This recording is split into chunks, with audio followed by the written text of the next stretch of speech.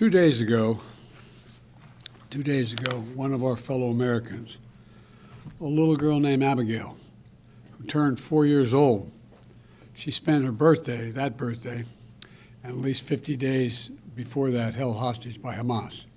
Today, she's free, and Jill and I, together with so many Americans, are praying for the fact that she is going to be all right. You know, she's free and she's in Israel now.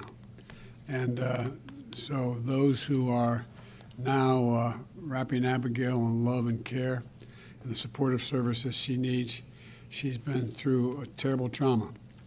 You know, her mom was killed in front of her when her kibbutz was attacked by Hamas terrorists on October 7th.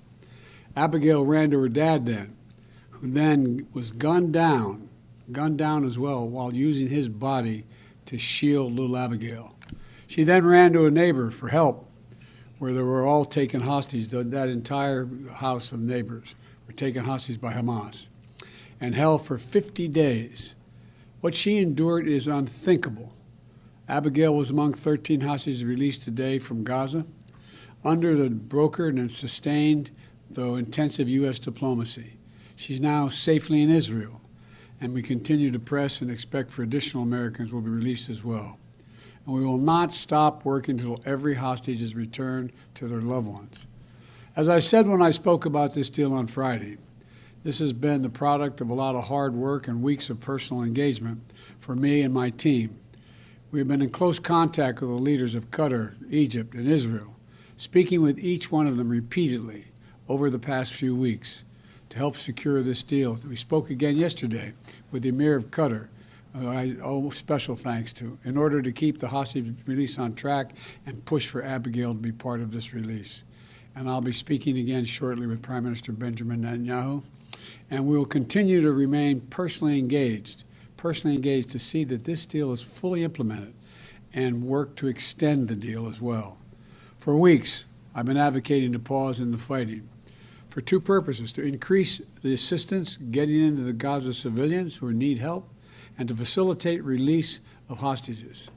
And we know that innocent children in Gaza are suffering greatly as well, because this war that Hamas has unleashed has such consequences. Thousands have been killed, and from the earliest days of this crisis, I've worked closely with President Sisi of Egypt, the Israeli government, King Abdullah of Jordan, and leaders throughout the region to expand the delivery of critical humanitarian assistance to help innocent Palestinians in need who are not part of Hamas. Under this deal, fighting in Gaza has now been paused for 3 days. Over that time, 58 hostages have been released, including the Thai, Filipino, and Russian nationals. Dozens of families have been reunited. And we worked urgently to take advantage of the pause to surge aid into Gaza. We've moved approximately 200 aid trucks into Gaza each day, loaded with food, water, medicine, fuel, and cooking gas. More is needed, but this deal is delivering life-saving results. Critically needed aid is going in, and hostages are coming out. And this deal is structured so that it can be extended, to keep building on these results. That's my goal, that's our goal, to keep this pause going beyond tomorrow so that we can continue to see more hostages come out and surge more humanitarian relief into those who are in need in Gaza. We've seen this is the day-by-day approach, hour-by-hour process. Nothing is guaranteed, and nothing is being taken for granted. But the proof that this is working and worth pursuing further is in every smile and every grateful tear we see on the faces of those families who are finally getting back together again. And the proof is little Abigail. More than 20 other children, 18 years and younger, have been released. They've been released through this deal as well. They've endured a terrible ordeal, and they can now begin the long journey toward healing. And I'm going to continue working with the Emir of Qatar, President Sisi of Egypt, and Prime Minister Netanyahu of Israel to do everything possible to see the hostages are freed, all the hostages. I'm grateful for the personal partnership as we pursue this deal from each of those men I just mentioned. And as we've worked together to see all this implemented, and now to try to extend it further. I'll continue working with all our partners to take the hard but necessary steps to build an integrated a more prosperous and more peaceful future in the region. A two-state solution is the only way to guarantee the long-term security of both Israelis and Palestinian people. To make sure Israel and Palestinians alike live in equal measure of freedom and dignity. We'll not give up on working toward that goal. So thank you very much. But thank God she's home. The little, I guess can't imagine the enjoyment and I wish I were there to hold her. Mr. President, do you have an update on the other Americans who are being held and any sense as to when they would be released? We are hopeful, but I don't have anything firmly to tell you at this moment. Sir, do you expect that if you are able to use this momentum to extend the pause, have you extracted any guarantees about proof of life for other hostages, or do you have an expectation of how much longer you could push this pause? Well, look, you know the deal calls for every 10 hostages released to extend another day. So I'm hopeful this is not the end. It's going to continue.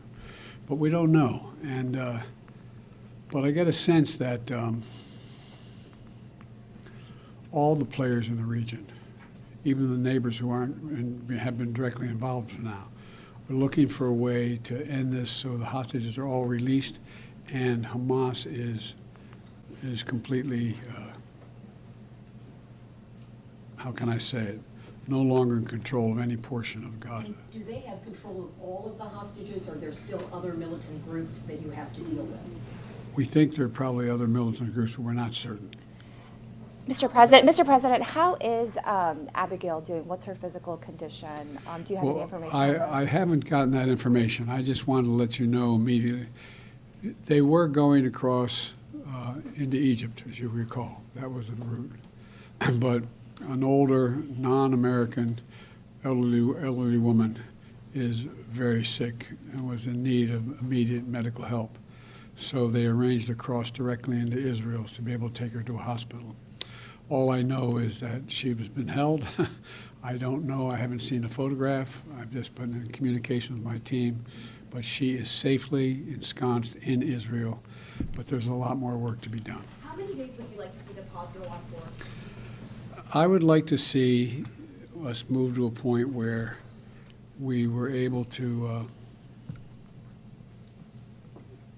well, let me put it this way. I'd like to see the pause go on as long as prisoners kept coming out. All right, thank you all so very much. I know, you know, we have to call you. I know you say, what's he calling me with only 10 minutes or so notice?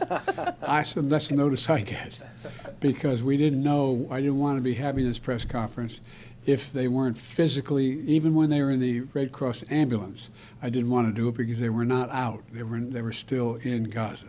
So I don't thank you enough, but thanks for your patience. And I know it's... We're here anytime, sir. All right. Joan, I thank... Happy holidays. Okay, happy holidays to you guys. Thank you, Mr. President.